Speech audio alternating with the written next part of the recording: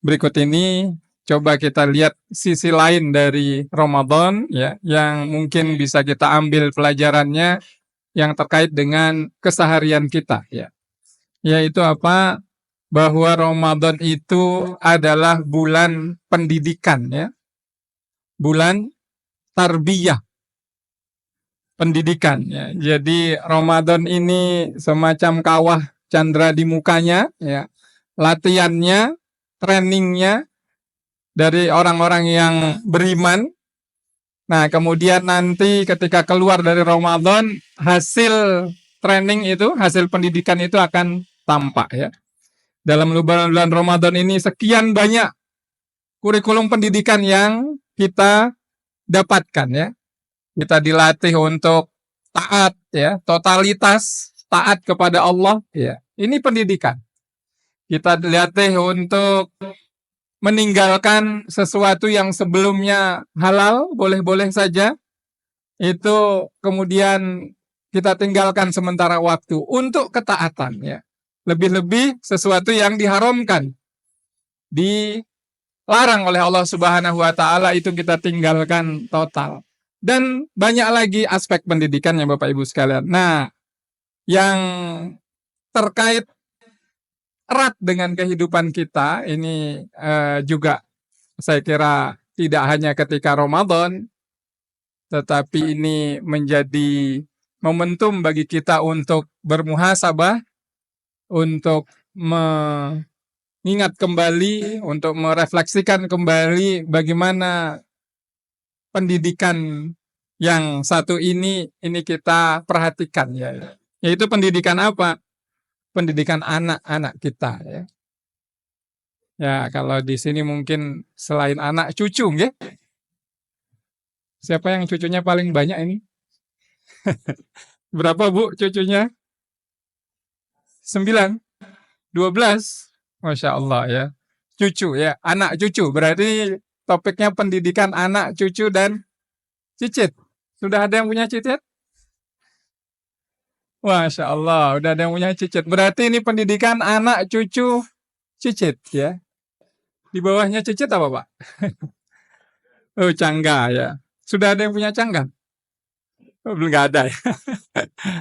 Ya, Bapak Ibu sekalian, mari kita coba membahas sedikit terkait dengan pendidikan anak cucu ini ya. Kenapa ini penting dan bagaimana nanti relevansinya dengan Ramadan kita ya. Yang pertama, Bapak Ibu sekalian, kita tentu sepakat, yakin, berkeyakinan bahwa anak cucu kita itu dan cicit kita itu adalah investasi paling berharga ya.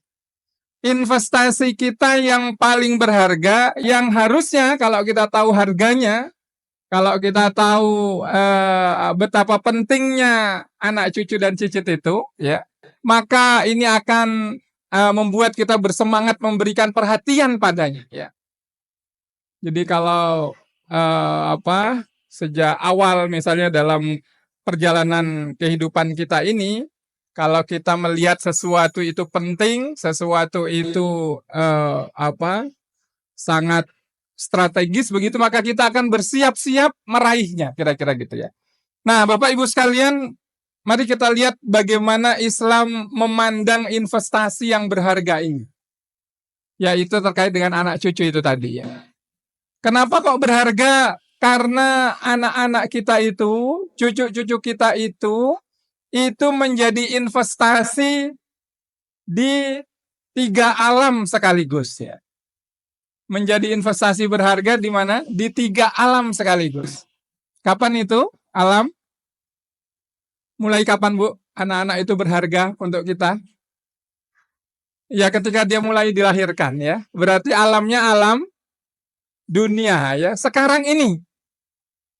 Bapak Ibu sekalian, kalau kita lihat di dalam Al-Quran, Allah Subhanahu wa taala menyebutkan yang namanya anak cucu, anak keturunan itu adalah sumber kebahagiaan di mana di dunia ini ya. Jadi di dunia ini anak-anak kita itu, cucu-cucu kita itu adalah sumber kebahagiaan kita ya, atau sebaliknya nanti bisa jadi menjadi sumber apa? Kebalikan dari kebahagiaan. Bisa jadi sumber masalah, sumber kesedihan, ya, sumber segala macam yang merupakan kebalikan dari kebahagiaan. Bagaimana ini dijelaskan oleh Allah Subhanahu wa taala? Ya, ini sering kita baca bersama ya dalam Quran surat Al-Kahfi ya, ayat 46. Al-malu wal banun zinatul hayatid dunya wal baqiyatus salihatu khairun inda rabbika thawaban wa khairun amala, ya. Harta dan anak-anak itu adalah perhiasan kehidupan dunia, ya. Tetapi amalan-amalan yang kekal lagi solih adalah lebih baik pahalanya dari sisi Tuhanmu serta lebih baik menjadi harapan, ya. Bapak Ibu sekalian, kita rasakan bersama ya. Mungkin di sini ada keluarga muda ya. Ketika pertama sekali anak-anak itu lahir ya, kebahagiaan itu memuncak ya. Semakin tambah usia perkawinan, kebahagiaan tentang anak-anak juga semakin bertambah ya. Mungkin saat-saat ini misalnya kita lihat anak-anak terkantuk-kantuk ya, pergi ke masjid itu bikin maknyes ya. Kemudian kita lihat dia mungkin mulai bisa ngaji ya, bisa sholat, walaupun sholatnya ya seperti gitu ya anak-anak. Tapi itu membuat kita bahagia ya. Nah ini yang menggambarkan bahwa anak-anak itu ya sumber kebahagiaan kita ya. Buat bapak-bapak ya, kakek-kakek pulang capek-capek rumah lihat anak itu rasanya maknyes ya. Ini kalau anaknya bikin bahagia ya. Tapi sebaliknya, betapa banyak keluarga-keluarga zaman now ini ya, itu pulang ke rumah, lihat anaknya, lihat perilakunya, bukan malah tambah bahagia ya, tapi tambah ya, tambah sengsara ya, kayak anaknya sopo gitu ya. Lupa ya sama anak sendiri. Karena susah diberitahu, karena mulai semakin jauh meninggalkan agama ini ya, disuruh ada aja alasannya segala macam, bahkan mungkin yang nauzubillah min zalik itu kemudian menjadi masalah besar dalam kehidupan keluarga itu ya, yang mulai dekat narkoba, yang mulai dekat pergaulan bebas, nauzubillah min zalik. Ini sudah dirasakan Bapak Ibu sekalian, hasilnya itu di dunia gitu ya. Jadi anak-anak dan cucu-cucu, kemudian sampai di generasi berikutnya itu akan menjadi sumber kebahagiaan, ya, atau sebaliknya, ini di dunia. Maka tentu kita bersepakat meminta, berharap bahwa anak-anak kita itu adalah sumber kebahagiaan di dunia kita ini. Jadi kita punya anak 1, 2, 3, 4 gitu. Kalau bikin kita bahagia, itu rasa-rasanya ya hidup ini menjadi sangat lega ya, melihat anak-anak yang soleh dan solehah itu di dunia ya. Kemudian bagaimana posisi anak kita kalau di alam berikutnya? Alam berikutnya apa ibu-ibu? Alam kubur ya, alam barzah. Nah ini yang hadis sering kita dengar ya. Ini sebenarnya bicara tentang nasib kita di alam barzah, di alam kubur, bersebab karena salah satunya anak-anak cucu kita itu. Apa hadisnya? Ini sudah hafal semua nggih. Iza matal insan in qata amaluhu illa min salasah ya. Jadi ketika seorang manusia itu wafat, meninggal ya, semua terputus. In qata'a ya. Amaluhu, semua terputus amalannya, selesai urusannya, illa kecuali min salasah. Kecuali apa? 3 ya. Apa saja yang pertama? Min shadaqatin jariyatin ya. Min shadaqatin jariyatin, kecuali sedekah jariah. Bantu bangun masjid ya, bantu sekolah, bantu TPA ya, bantu mungkin bikin proyek sumur ya, mengalirkan air, memperbaiki sungai. Ini semua adalah sedekah jariah ya, yang akan membuat amalan kita itu nggak terputus ya, walaupun kemudian itu sudah wafat, sudah meninggal ya. Jadi sedekah jariah ini penting, dan Ramadan ini bulan tarbiyah kita untuk menjadi semakin dermawan, kira-kira gitu ya. Menjadi semakin banyak mempersiapkan sedekah jariyah ini ya. Ada apa? Bismillah bantu. Tentu saja sesuai kemampuan ya. Tapi semangatnya itu semangat untuk mempersiapkan kehidupan kita di alam barzah dan tentu saja alam akhirat yang lebih panjang lagi. Tapi yang paling dekat nanti itu adalah alam barzah. Ya. Kemudian yang kedua wa ilmin yuntafa'u bihi ya, dan ilmu yang bermanfaat ya. Bapak Ibu yang Ramadan ini mungkin longgar waktunya ya, cari murid Bapak Ibu ya. Murid untuk apa? Belajar ngaji misalnya. Ini bukan cari guru tapi cari murid ya. Kenapa? Ini ilmu yang sangat bermanfaat ya. Kita lihat teman kita, sahabat kita mungkin belum lancar baca Qur'annya, kita dekati, yuk tahsin bareng misalnya gitu ya. Kita serius menggarap beliaunya ini ya, belajar bareng. Kemudian sampai beliaunya ini bisa mengamalkan, misalnya bisa ngaji dengan baik dan seterusnya, maka itulah contoh real dari ilmu yang bermanfaat itu Bapak Ibu sekalian. Kalau murid itu tidak harus kecil ya, bisa jadi sebaya, bisa jadi lebih tua ya. Yang penting murid yang bisa kita jadikan sebagai partner untuk membuat atau membuat ilmu yang bermanfaat, maka ini akan membuat hidup kita ini walaupun sudah selesai di dunia, ini masih terhitung amalan.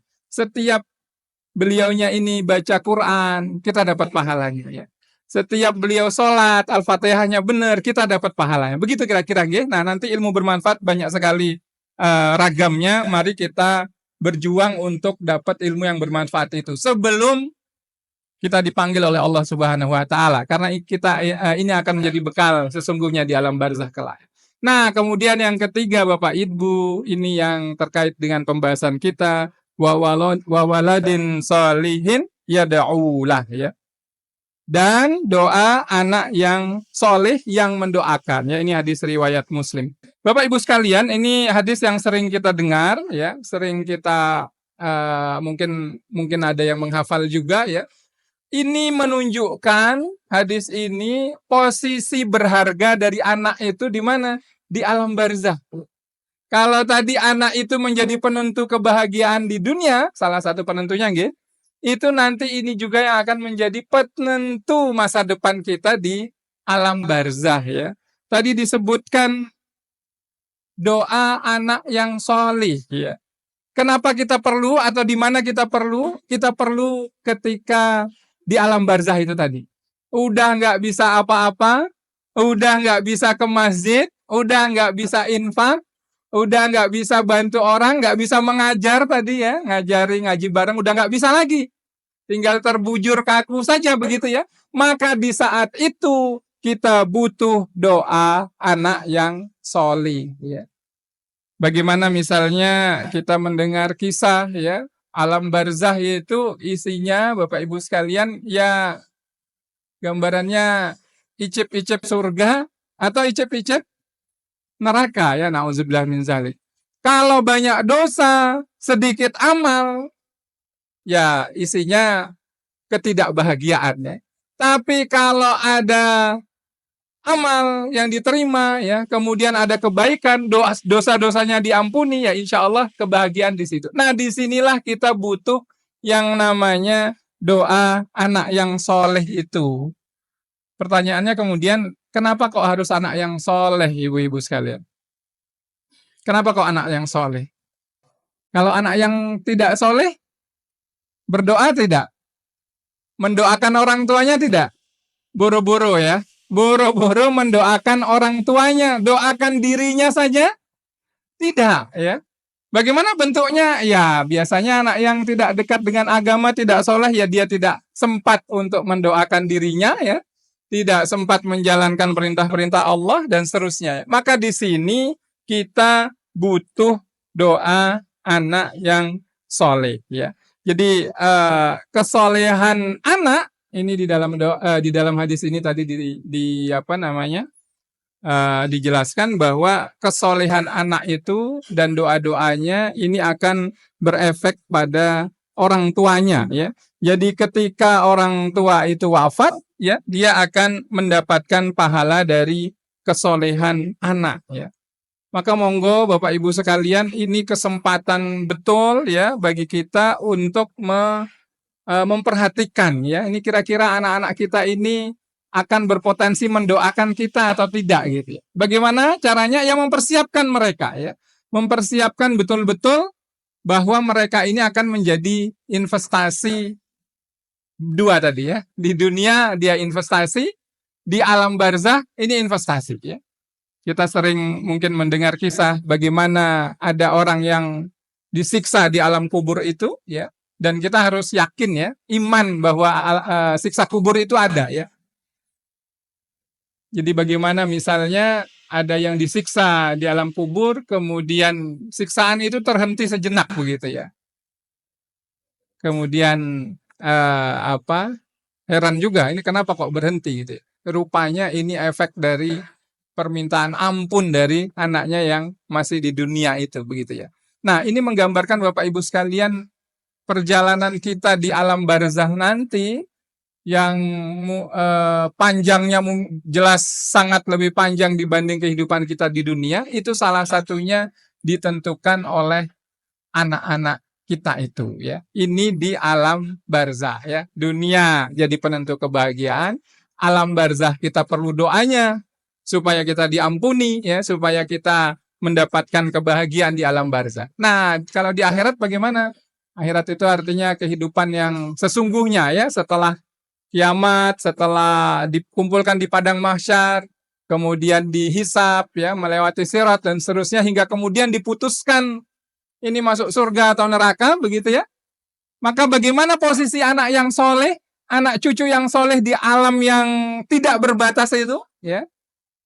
Alam dunia sekitar 60-70 tahun. Ini kita perlu bahagia dengan anak-anak kita. Alam barzah kita tidak tahu berapa panjang, mungkin 1000, 2000 tahun dan seterusnya.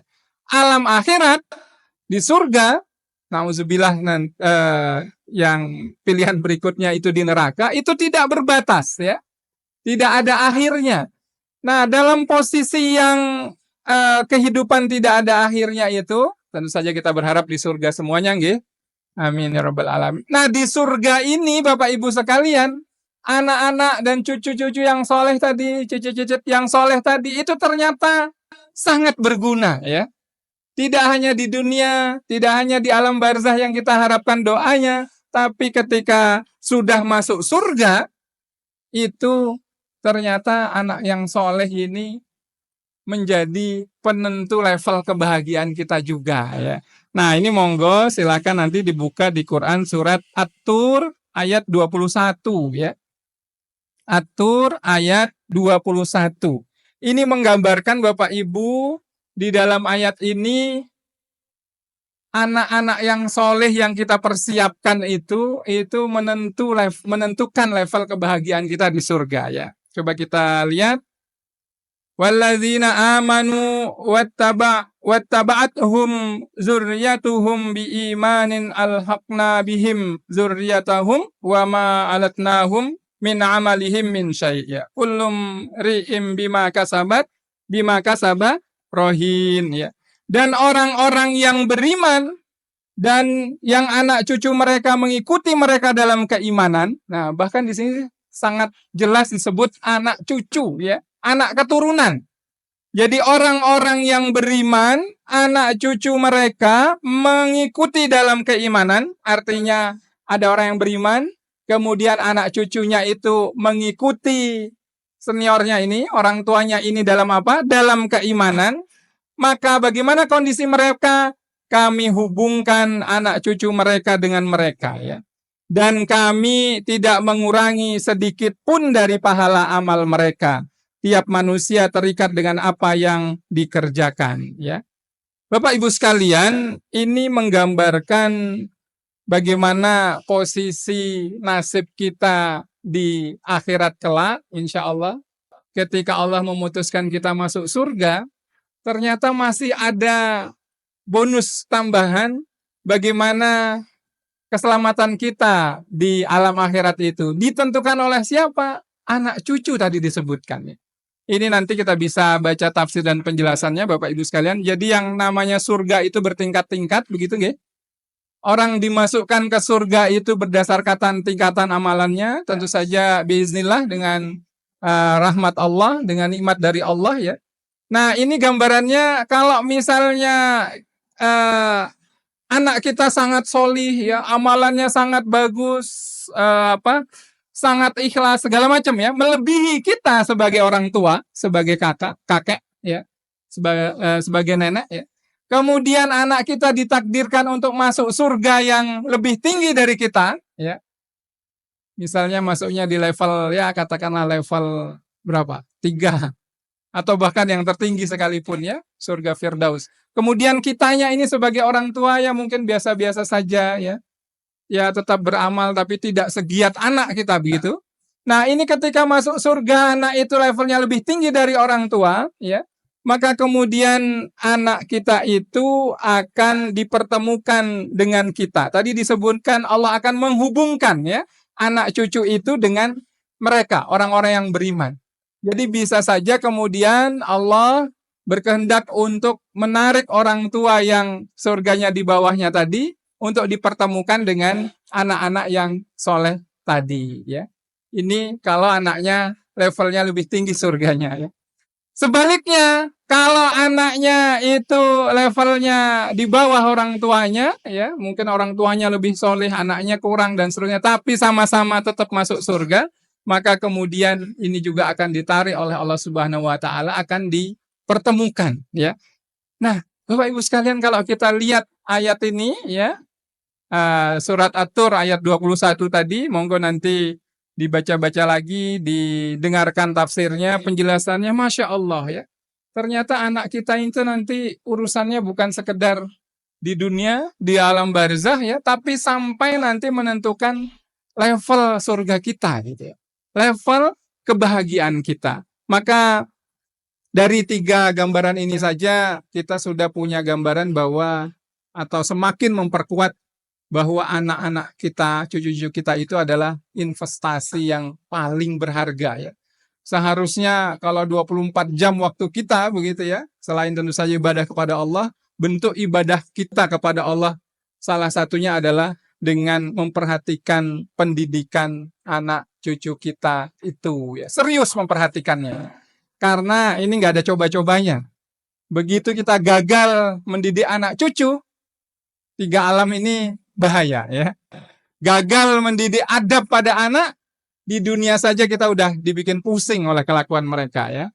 Kita menjadi tidak bahagia dan sebagainya. Apalagi nanti di alam barzah, tidak ada yang mendoakan ya. Apalagi nanti di akhirat ya, yang membuat nasib kita bisa saja menjadi tidak yang kita harapkan. Nauzubillah min zalik.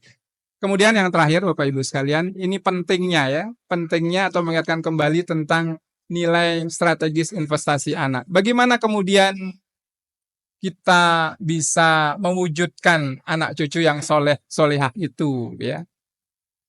Kira-kira bagaimana Bu? Ini ibu-ibu yang udah senior yang sudah punya cicit tadi. Prinsipnya apa Bu? Mendidik anak cucu supaya solehah ya. Atau ada yang merasa ini kok anak saya semakin hari ini perkembangannya kok mengkhawatirkan ya. Sulit banget terlepas dari handphone ya, sulit terlepas dari gadgetnya dan seterusnya ya. Jadi kok semakin hari semakin berat pendidikan anak ini. Bapak Ibu sekalian, kita diingatkan tentang pendidikan anak dalam Islam yang sebenarnya sederhana ya. Ini kalau kita praktekkan dan bulan Ramadan ini waktu kita praktek, waktu kita berlatih gitu ya. Yaitu apa? Ada 3 prinsip pendidikan anak yang mungkin perlu kita tekankan di sini ya. Banyak prinsip pendidikan anak dalam Islam, tapi 3 ini saya kira yang paling sederhana dan bisa segera kita praktekkan. Apa itu? 1, mendidik dengan doa ya. Masya Allah ya, tadi Pak Imam membacakan sepenggal doa dari Nabi siapa? Nabi Ibrahim ya. Untuk anak keturunannya ya, mendoakan tanah Mekah Al-Mukarramah itu ya. Dan nanti kita akan menemukan Bapak Ibu sekalian di Al-Qur'an itu petikan-petikan doa orang tua kepada anak cucu itu diabadikan oleh Allah Subhanahu wa taala di dalam Al-Qur'an ya. Nah, ini penting menjadi prinsip perhatian dari pendidikan anak cucu kita ya. Mendidik dengan doa ya. Simpel sekali, mendidik dengan doa ya. Ini kadang-kala dilupakan. Banyak orang belajar tentang teori parenting ya, cara mengasuh anak, macam-macam teorinya, mungkin diambil dari barat dan seterusnya. Ya mungkin apa yang bisa kita ambil kita praktekkan nggak ada masalah, tapi melupakan ya bahwa Islam itu cara mendidik anaknya simpel. Yang pertama sekali adalah mendidik dengan doa ya. Doakan. Kenapa? May yahdillahu fahuwal muhtadi wa may yudlil faulaika humul khasirun ya. Barang siapa yang diberi petunjuk oleh Allah, maka dialah yang mendapat petunjuk. Barang siapa disesatkan Allah, maka merekalah orang-orang yang merugi. Al-A'raf 178 ya. Ini prinsip. Kenapa? Yang namanya anak sukses, anak soleh, soleha, itu bukan karena bapak dan ibunya soleh-soleha. Betul nggak? Kalau pakai lumus yang seperti ini, anak bapak dan ibunya itu soleh, soleha, anaknya udah mesti soleh, soleha, maka bagaimana dengan Nabi Nuh ya alaihissalam ya? Beliau kurang soleh apa? Nabi ya. Tapi anaknya gimana? Durhaka kepada Allah. Ini menunjukkan bahwa kesolehan anak itu adalah benar-benar hidayah dari Allah. Maka mari Bapak Ibu sekalian kita doakan anak kita serius. Ini apalagi di bulan Ramadan ya. Doa ini udah menggabungkan banyak hadis ya. Doanya orang berpuasa itu dikabulkan. Doanya orang tua kepada anak itu dikabulkan ya. Kita doakan sungguh-sungguh, mau minta hajat apa saja buat anak kita. Ya Allah, anak saya kok susah banget dikandani ya Allah. Berdoa sama Allah. Ya Allah, anak saya kok belum mau ke masjid. Berdoa sama Allah. Ya Allah, anak saya kok semakin semakin jauh darimu ya Allah. Doakan, mintakan ya. Kita boleh mintakan dunia untuknya, mintakan akhirat. Yang penting memintakan kesolehan padanya ya. Dan mari kita hafalkan doa-doa yang ada di dalam Al-Quran itu ya. Rabbi habli minas solihin misalnya ya. As-Saffat ayat 100. Kemudian doanya Nabi Zakaria. Rabbi habli min ladunka dzurriatan thayyibah. Innaka sami'ud du'a. Doanya Ibadur Rahman. Bagaimana? Rabbana hablana min azwajina wa zurriyatina qurrata a'yun waj'alna lil muttaqina imama. Ya jadi ini penting ya mendidik anak dengan doa. Kemudian yang kedua itu mendidik anak dengan keteladanan dan kesolehan. Nah ini kalau ini jelas ya. Kita harus mencoba, berusaha, berikhtiar ya. Kalau anak-anak mau soleh, ya kitanya soleh dulu kira-kira ya. Walaupun tadi tidak menjamin, tapi apalagi enggak kira-kira gitu ya. Orang tua yang soleh tidak menjamin anaknya soleh, apalagi enggak ya. Apalagi kalau orang tuanya tidak soleh.